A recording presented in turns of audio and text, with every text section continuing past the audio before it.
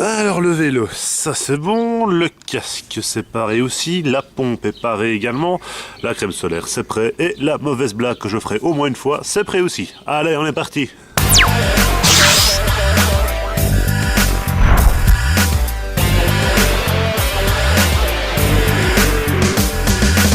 Bonjour tout le monde, une fois que le soleil pointe le bout de ses rayons, il y a parmi plusieurs catégories de personnes qui exultent particulièrement et ce sont bien entendu les coureurs cyclistes. Alors tout au long de cette vidéo, je ne vais pas vous expliquer comment pédaler ou comment faire du vélo, car comme le dit l'adage, le vélo ça ne s'oublie jamais, mais laissez-moi une petite chance de vous rafraîchir la mémoire et qui sait, vous apprendre de nouvelles choses.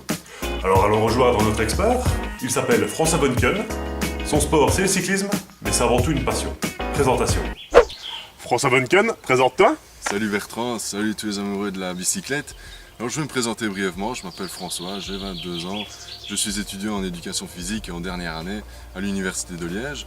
Et comme vous pouvez le deviner, le sport rythme ma vie depuis pas mal d'années, et notamment le vélo, qui est devenu une passion pour moi depuis l'âge de 3 ans et demi, 4 ans, où j'ai commencé à faire du vélo avec des copains, comme tout gamin qui se respecte, et je suis allé dans un club pour faire de la compétition. Ce club-là, c'est le Team Natacha à Cherat. C'est un club vraiment très convivial avec des personnes qui connaissent vraiment bien le cyclisme. Je me suis vraiment bien marré, c'était vraiment chouette. Et au niveau des entraînements maintenant, vu que j'ai arrêté le vélo, pour le moment je fais 2-3 entraînements par semaine, c'est un peu plus relâché. Dans le passé, j'ai été très surpris de constater que la plupart des gens ne savaient pas utiliser les plateaux et les vitesses comme il le fallait. Un petit conseil de notre expert. De manière très pratique, pour changer les vitesses, ça se passe à l'avant.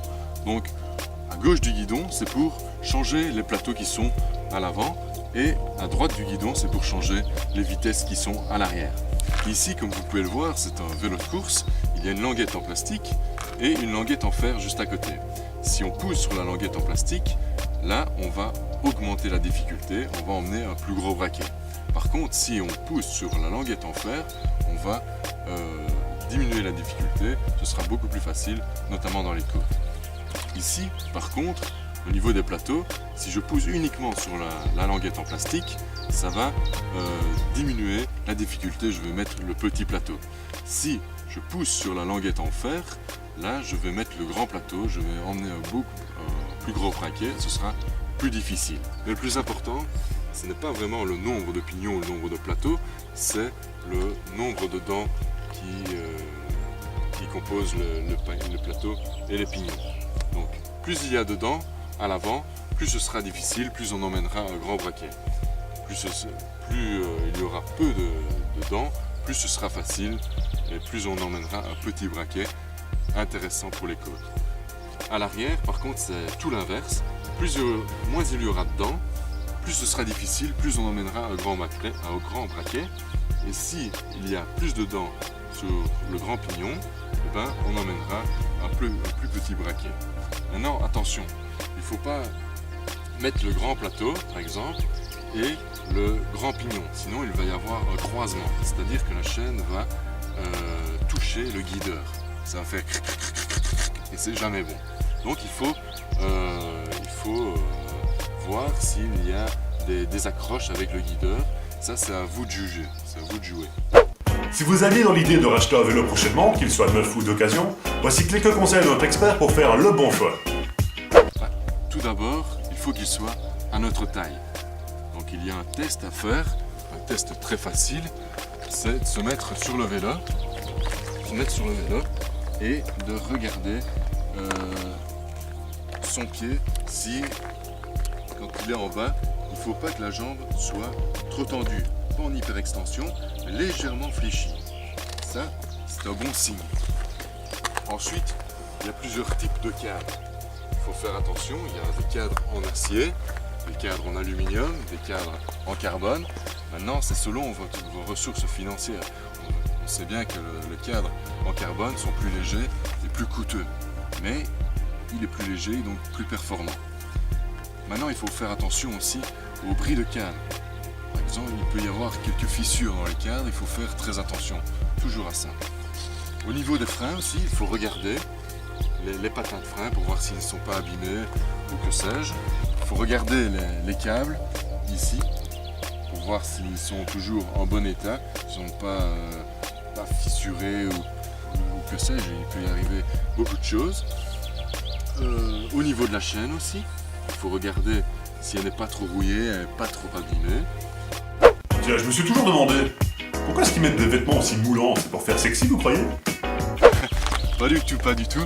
En fait, les vêtements moulants, c'est pour lutter contre le vent, les aléas du vent. Donc on sait bien que le vent, c'est vraiment le pire ennemi du cycliste. Il faut avoir le moins de résistance possible face au vent. Donc si on a un KOE qui est complètement ouvert, en moins de 10 minutes, on est complètement fatigué. Il y a le vent qui prend dans le KOE et c'est jamais bon. Donc il faut essayer d'avoir les vêtements les plus moulants sur nous pour éviter toute résistance supplémentaire. Bien, je crois qu'au niveau des conseils, on est pareil, quoi. Merci François. Je rappelle au passage que le casque en Belgique est obligatoire. Alors je tiens à vous rappeler une petite chose, c'est que moi je représente le monsieur tout le monde. Je suis certes un peu sportif, mais au niveau du vélo, je ne suis pas du tout balèze, d'accord? Je suis un peu comme vous. Et il est temps pour moi de le défier pour un peu les différences entre l'homme lambda par rapport au sportif entraîné. Ok, Franz, on est devant une côte. Alors je sais que je suis l'homme lambda, le monsieur tout le monde, toi tu es un sportif entraîné. Donc ce que je te propose, c'est qu'on la franchisse tous les deux. Moi j'ai déjà fait une ou deux fois, je suis jamais arrivé au-dessus sans marcher, donc mais je vais essayer ici de faire un effort. Et comme ça on verra bien la différence entre nous deux. Ça te tente ou pas? Ouais, super. Eh bien, allons-y. Allez.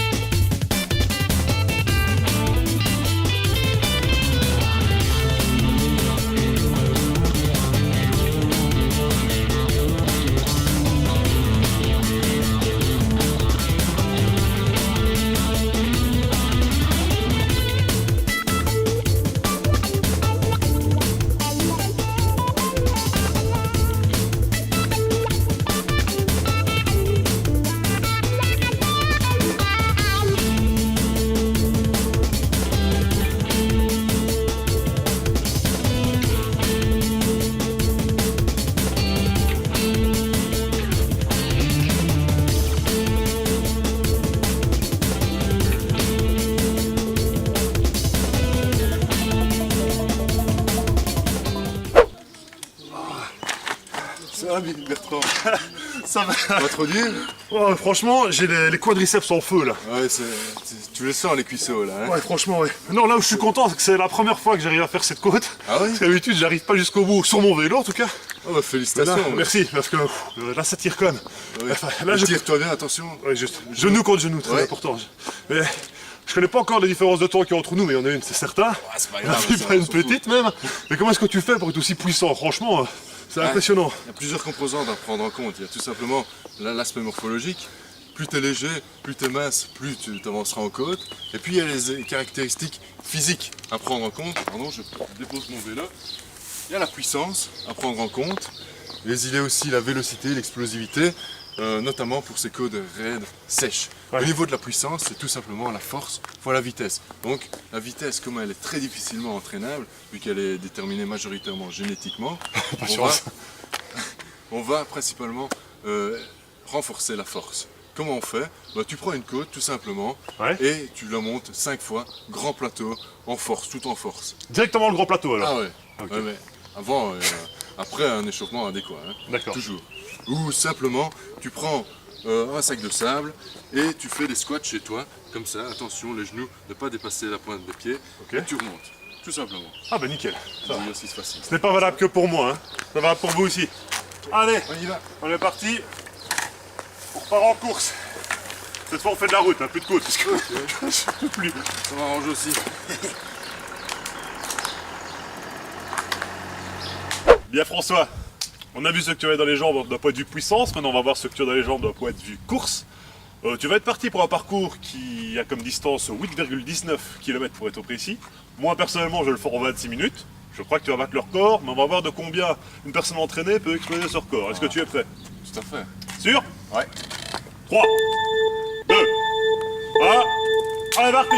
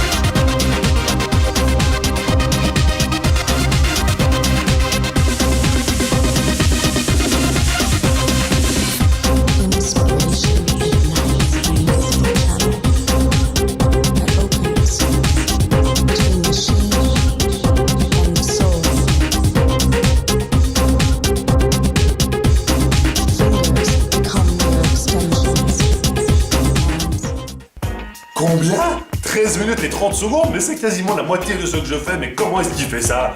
François, mais d'où tires-tu cette énergie? J'imagine que ce n'est pas... Ah, c'est pas possible. Je commence à être en manque d'énergie. Heureusement... Mimi. Petit lui, ça et sa soupe, hein? Non, ne pense pas mal comme ça, Bertrand. En fait, il suffit d'avoir juste une bonne hygiène de vie au quotidien, donc avoir une bonne alimentation équilibrée, un bon sommeil, et pour être le plus fit possible. Maintenant, à l'approche d'une course, d'une randonnée, il faut savoir qu'il y a deux types d'aliments différents.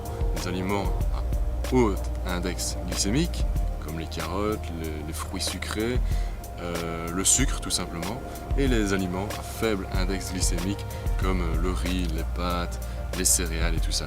Donc à l'approche d'une course, d'une randonnée en endurance, il est préférable d'ingurgiter 3h30, 4 heures avant celle-ci des sucres lents, donc des pâtes, des céréales. Pour ma part, moi je prends des flocons d'avoine mélangés un peu avec du lait écrémé, 200-250 grammes, une bonne portion, et je mange ça à 3h30, 4 heures comme je l'ai dit avant la course ou une randonnée.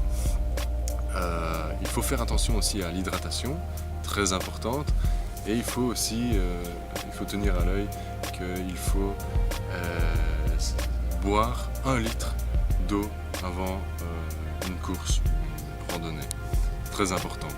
Lors d'une randonnée, d'une course, il est important d'ingurgiter cette fois-ci plus d'aliments à faible index glycémique, mais des aliments à haut index glycémique, comme du sucre, des fruits sucrés, et également bien s'hydrater avec une solution d'eau mélangée avec du sucre.